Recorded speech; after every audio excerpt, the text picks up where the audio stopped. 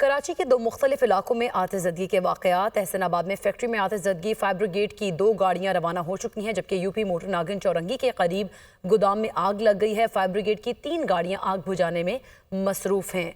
कराची के 2 मुख्तलिफ इलाकों में आतिशज़दगी के वाक़यात हैं। एहसनाबाद में फैक्ट्री में आतिशज़दगी हुई, जबकि फायर ब्रिगेड की 2 गाड़ियाँ रवाना कर दी गई हैं। अजहर जैदी हमारे साथ मौजूद हैं। अजहर, आगाह कीजिएगा, क्या सूरत है दोनों जगहों पर? जी बिल्कुल, शहर के 2 मुकामात पे आतिशबाजी का वाकया पेश आया है। एक पहला वाकया जो है यूपी मोड़ नागन चौरंगी के करीब गोदाम में आग लग गई। इमरान इलेक्ट्रॉनिक शॉप से मुतसिल गोदाम है जिसके अंदर ये आग लगी है। फायर ब्रिगेड की 3 गाड़ियां आग बुझाने में मसरूफ हैं, जबकि वाकये में किसी किस्म की जानी नुकसान की इत्तला मौसूल नहीं हुई है।